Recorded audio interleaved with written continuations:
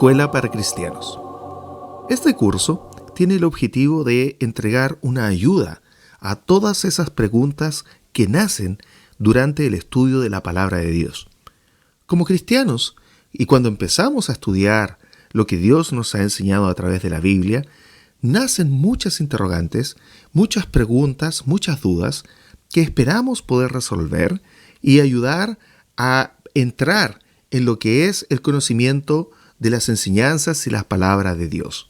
Es por ello que hemos diseñado este curso en el formato de preguntas y respuestas, en las cuales en cada imagen ustedes podrán ver la pregunta y luego la respuesta basada en la palabra de Dios. Les invitamos a escuchar y seguirlo de tal manera que nos permita a todos poder llegar de mejor manera al conocimiento de Dios. ¿Cuántos libros posee la Biblia? ¿Y quiénes los escribieron?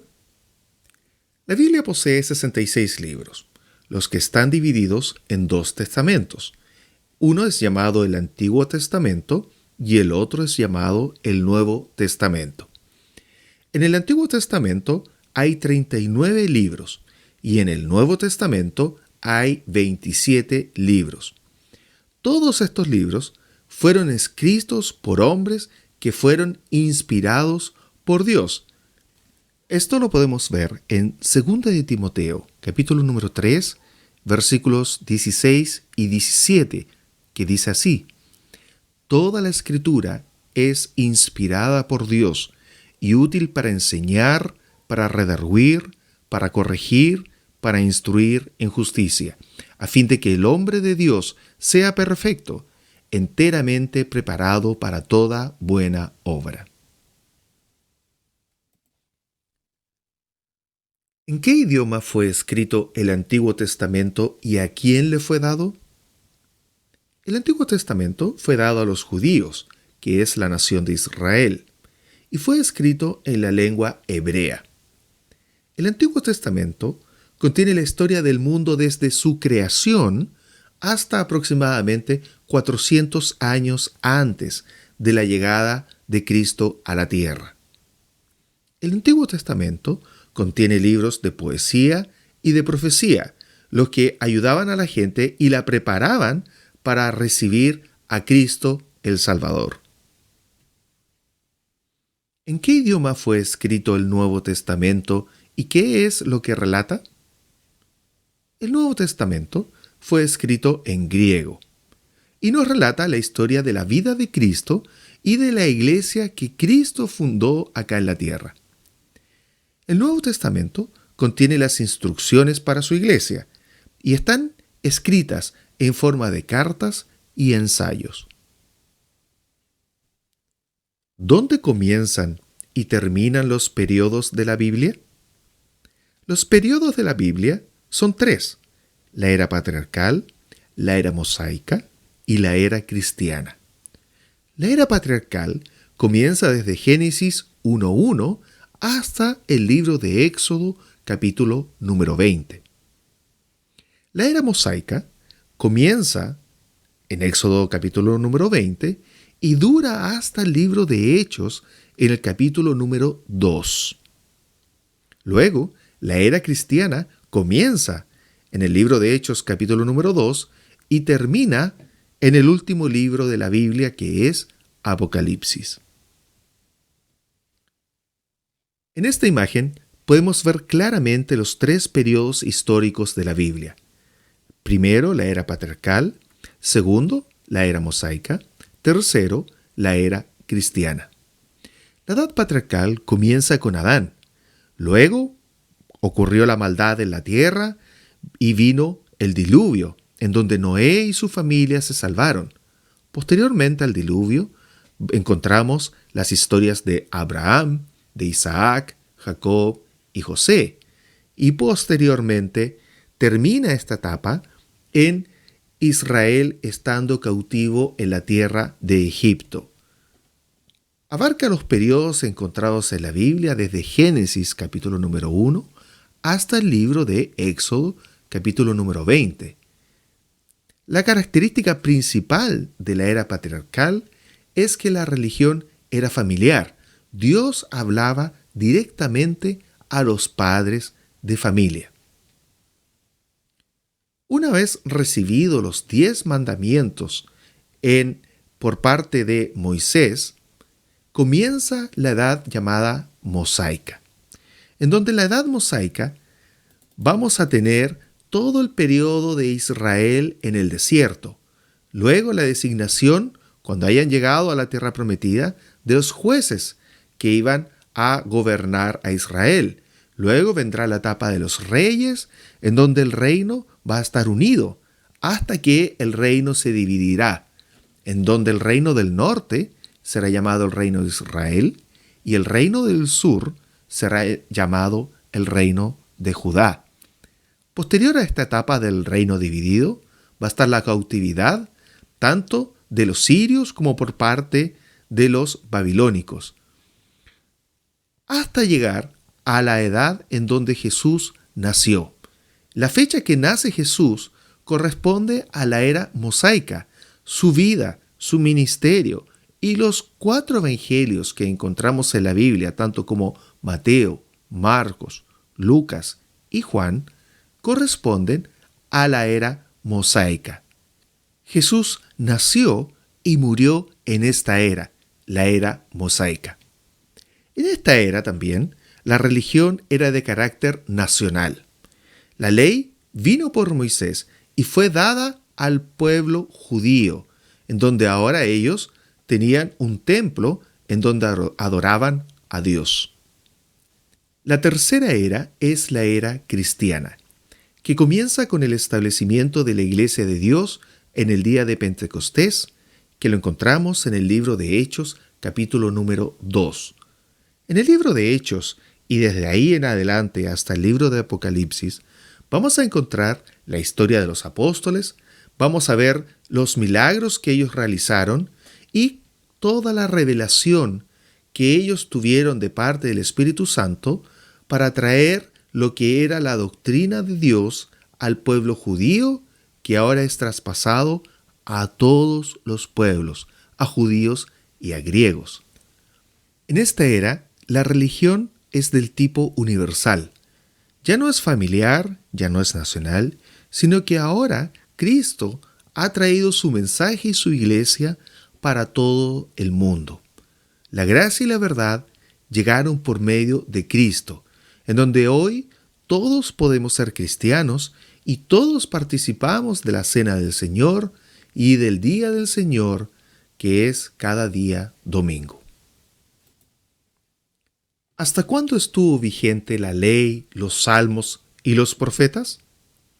En el libro de Lucas, capítulo número 16, versículo 16, Cristo nos dijo: la ley y los profetas eran hasta Juan. Desde entonces el reino de Dios es anunciado y todos se esfuerzan por entrar en él. También en el mismo libro de Lucas, capítulo número 24, versículo 44, nos dice: y les dijo: estas son las palabras que os hablé estando aún con vosotros, que era necesario que se cumpliese todo lo que está escrito de mí en la ley de Moisés, en los profetas y en los salmos. ¿Para qué nos sirve hoy el Antiguo Testamento? El apóstol Pablo en el libro de Romanos, capítulo número 15, versículo número 4, nos aclara esta pregunta y dice: porque las cosas que se escribieron antes para nuestra enseñanza se escribieron, a fin de que por la paciencia y la consolación de las Escrituras tengamos esperanza. ¿Bajo qué ley nació Cristo?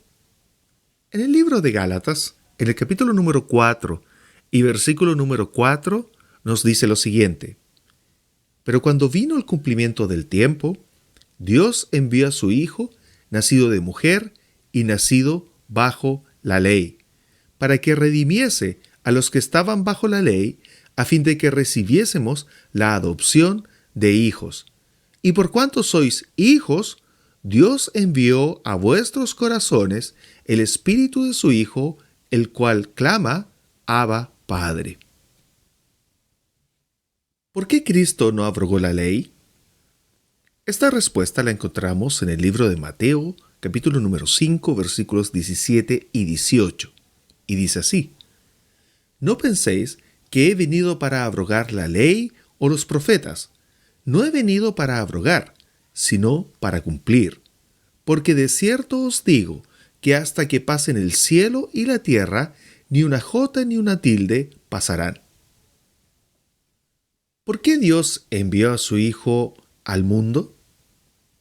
La respuesta la encontramos en el libro de Juan, capítulo número 3, del versículo número 16 al 18, y dice: Porque de tal manera amó Dios al mundo, que ha dado a su Hijo unigénito, para que todo aquel que en él cree no se pierda, mas tenga vida eterna. Porque no envió Dios a su Hijo al mundo para condenar al mundo, sino para que el mundo sea salvo por él. El que en él cree no es condenado, pero el que no cree ya ha sido condenado, porque no ha creído en el nombre del unigénito Hijo de Dios. ¿Existen condenados al infierno? Esta respuesta la vamos a encontrar en dos versículos.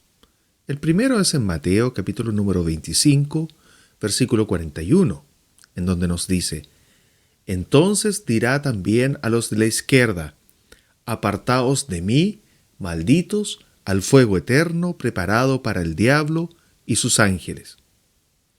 Y en el libro de Daniel, en el capítulo número 12 y versículo número 2, nos dice: Y muchos de los que duermen en el polvo de la tierra serán despertados, unos para vida eterna y otros para vergüenza y confusión perpetua. ¿En dónde moraremos después de esta vida?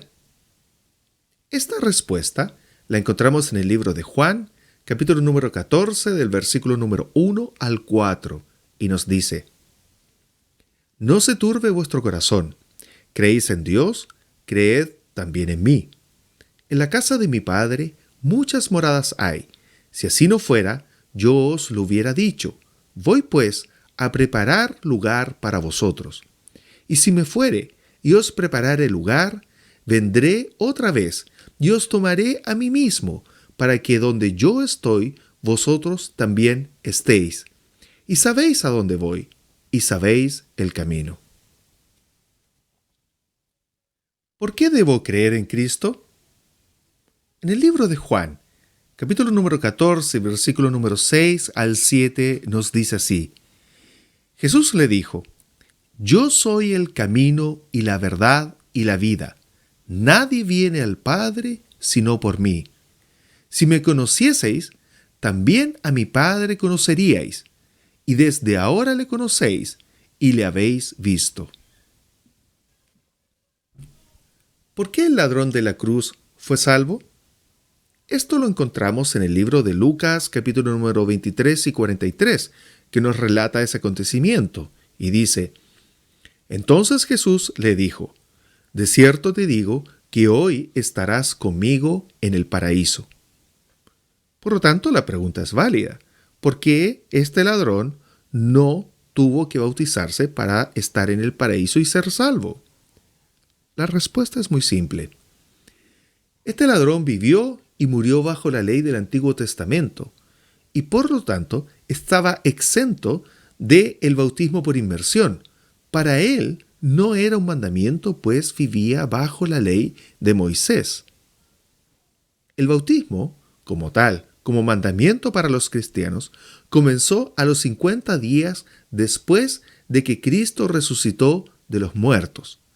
Esto lo podemos leer en el libro de Hechos, capítulo número 2, versículos 1 al 5. ¿Cuál es la misión del cristiano en relación al plan de salvación? La respuesta la encontramos en el libro de Mateo, capítulo número 28, del versículo número 18 al 20, que nos dice: Y Jesús se acercó y les habló diciendo: Toda potestad me es dada en el cielo y en la tierra. Por tanto, id y haced discípulos a todas las naciones, bautizándolos en el nombre del Padre, y del Hijo, y del Espíritu Santo, enseñándoles que guarden todas las cosas que os he mandado. Y he aquí, yo estoy con vosotros todos los días hasta el fin del mundo. Amén. ¿Cuál es la confesión de fe para hacerse un cristiano? La respuesta la encontramos en el libro de Romanos, capítulo número 10, del versículo número 9 al 13, y que nos dice que si confesares con tu boca que Jesús es el Señor, y creyeres en tu corazón que Dios le levantó de los muertos, serás salvo. Porque con el corazón se cree para justicia, pero con la boca se confiesa para salvación. Pues la Escritura dice, todo aquel que en él creyere no será avergonzado, porque no hay diferencia entre judío y griego, pues el mismo que es Señor de todos, es rico para con todos los que le invocan. Porque todo aquel que invocare el nombre del Señor será salvo. ¿Qué elementos son necesarios para nacer a Cristo? Jesús estaba hablando con Nicodemo, y en el libro de Juan, capítulo número 3, del versículo número 5 al 7, encontramos la respuesta. Respondió Jesús, de cierto te digo, que el que no naciere de agua y del Espíritu no puede entrar en el reino de Dios. Lo que es nacido de la carne, carne es, y lo que es nacido del Espíritu, Espíritu es. No te maravilles de lo que te dije, os es necesario nacer de nuevo. ¿Por qué somos sepultados en agua? Romanos capítulo número 6, del versículo número 3 al 5 nos dice, ¿o no sabéis que todos los que hemos sido bautizados en Cristo Jesús hemos sido bautizados en su muerte? Porque somos sepultados juntamente con Él para muerte por el bautismo, a fin de que como Cristo resucitó de los muertos por la gloria del Padre, así también nosotros andemos en vida nueva. Porque si fuimos plantados juntamente con Él en la semejanza de su muerte, así también lo seremos en la de su resurrección. ¿Quién es el que vence al mundo? En primera de Juan, capítulo número 5, del versículo número 4 al 5, encontramos la respuesta. Y dice, porque todo lo que es nacido de Dios vence al mundo, y esta es la victoria que ha vencido al mundo, nuestra fe. ¿Quién es el que vence al mundo, sino el que cree que Jesús es el Hijo de Dios? ¿Cuál es la misión del cristiano en el mundo? Marcos, capítulo número 16, versículo 15 al 16 nos dice, y les dijo, id por todo el mundo y predicad el Evangelio a toda criatura. El que creyere y fuere bautizado será salvo, mas el que no creyere será condenado. ¿Podemos vencer las tentaciones? Primera de Corintios, capítulo número 10 y versículo número 13 nos dice, no os ha sobrevenido ninguna tentación que no sea humana, pero fiel es Dios, que no os dejará ser tentados más de lo que podéis resistir, sino que dará también juntamente con la tentación la salida para que podáis soportar. ¿Qué debemos hacer frente a las tentaciones de Satanás? Primera Tesalonicenses, capítulo número 5 y versículo número 17 nos dice, orad sin cesar. Al orar a Dios, estamos hablando con Él. Y al orar, no simplemente estamos meditando, sino que más bien estamos hablando, dirigiéndonos y comunicándonos con nuestro Señor. La oración, por lo tanto, es el medio por el cual la voz de nuestro corazón es la comunicación directa con el Padre. Al orar, estamos haciendo también una expresión de alabanza, estamos haciendo una expresión de peticiones, de rogativas y de acción de gracias para nuestro Señor. ¿Por qué no predicamos un evangelio diferente que agrade a las personas? La respuesta es que no se puede, y lo encontramos en el libro de Gálatas, capítulo número 1, versículos número 6 al 8, y dice lo siguiente: Estoy maravillado de que tan pronto os hayáis alejado del que os llamó por la gracia de Cristo para seguir un evangelio diferente. No que haya otro, sino que hay algunos que os perturban y quieren pervertir el evangelio de Cristo. Mas si aún nosotros o un ángel del cielo os anunciare otro evangelio diferente del que os hemos anunciado, sea anatema. ¿Dónde encontramos en la Biblia el evangelio de salvación? Lo encontramos en Primera de Corintios, capítulo número 15, del versículo número 1 al 4, y dice así: Además os declaro, hermanos, el evangelio que os he predicado, el cual también recibisteis, en el cual también perseveráis, por el cual asimismo, si retenéis la palabra que os he predicado, sois salvos, si no creísteis en vano. Porque primeramente os he enseñado lo que asimismo recibí, que Cristo murió por nuestros pecados conforme a las Escrituras, y que fue sepultado y que resucitó al tercer día conforme a las Escrituras.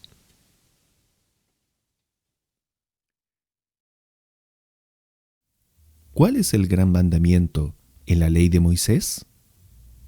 Cristo mismo nos responde esta pregunta en el libro de Mateo capítulo número 22, versículo número 36 al 39, y dice así: Maestro, ¿cuál es el gran mandamiento en la ley?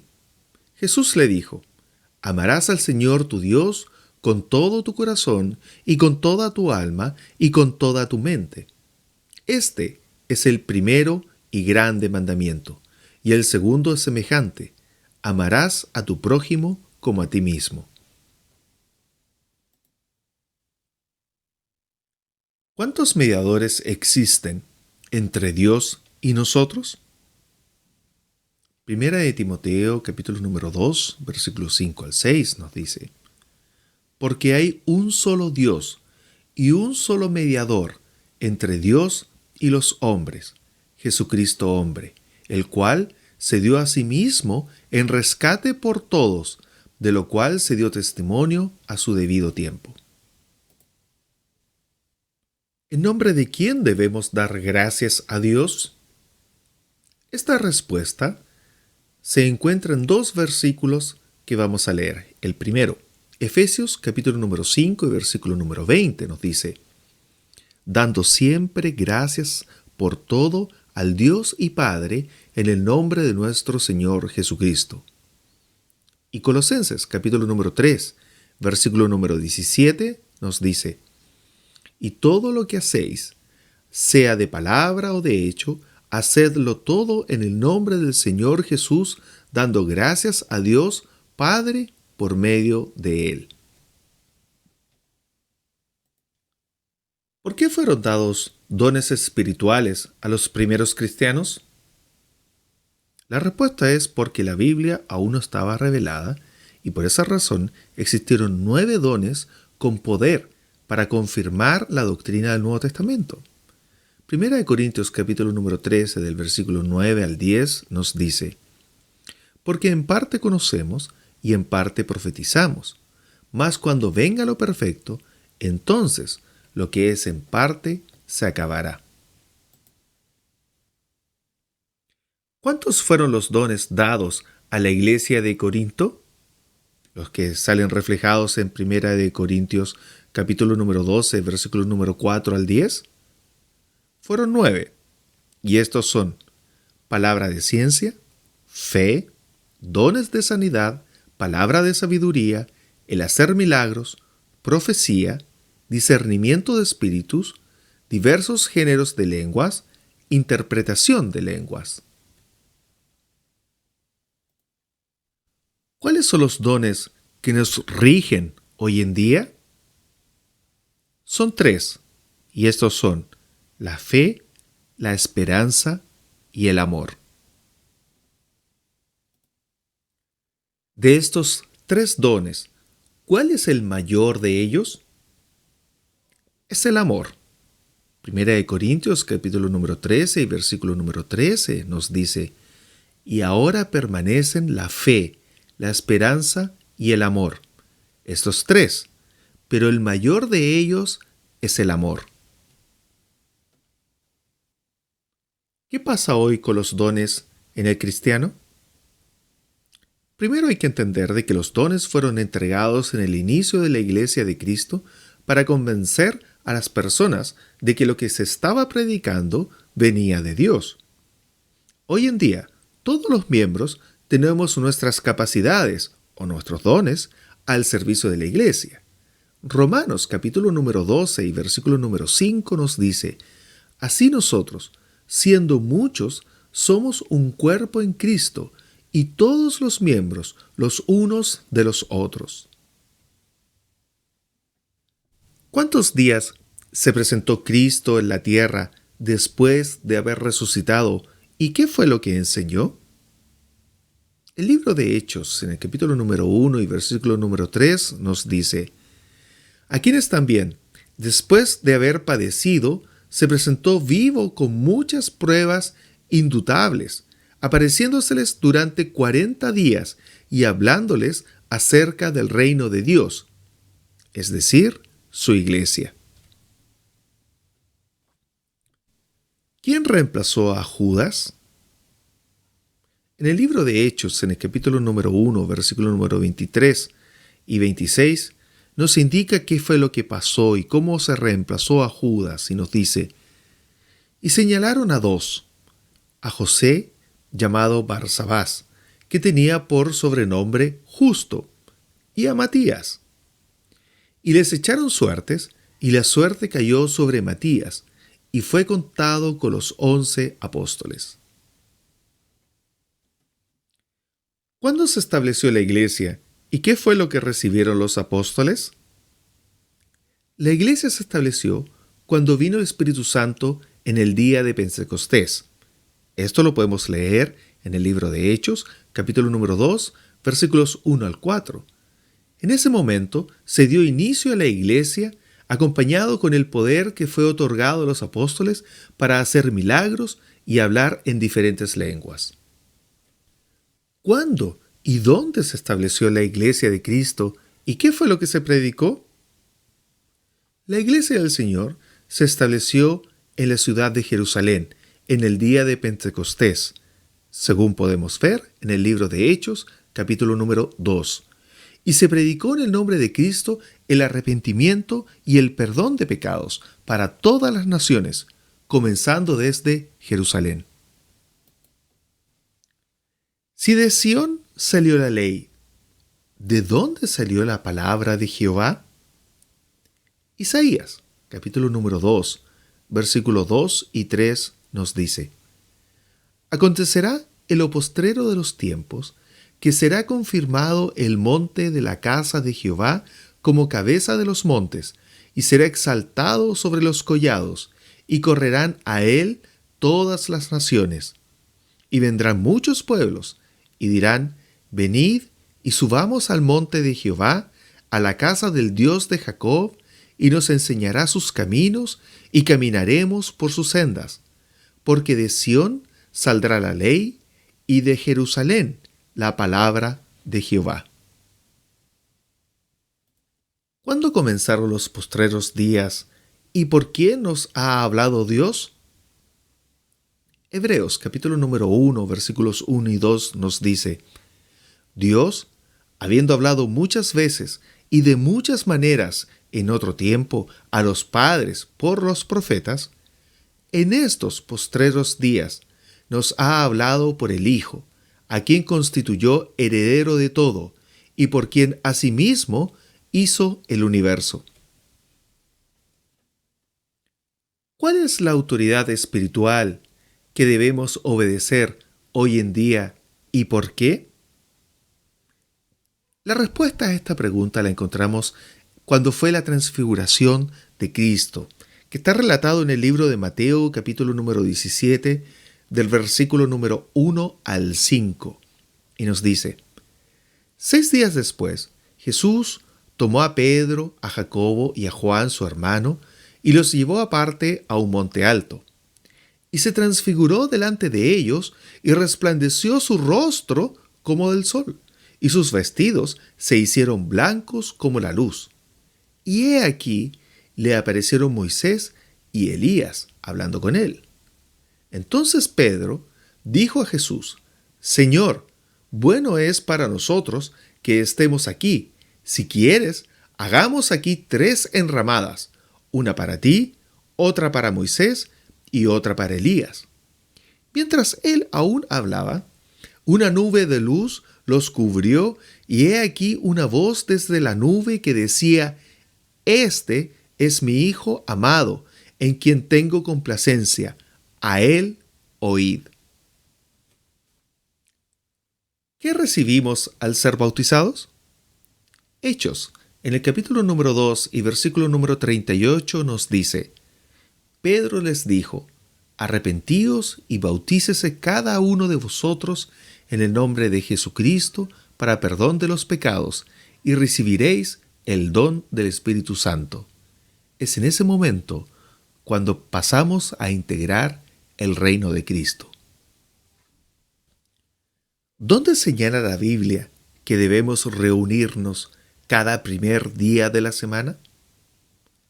En el libro de Hechos, en el capítulo número 20 y versículo número 7, encontramos lo siguiente: El primer día de la semana, reunidos los discípulos para partir el pan, Pablo les enseñaba, habiendo de salir al día siguiente, y alargó el discurso hasta la medianoche.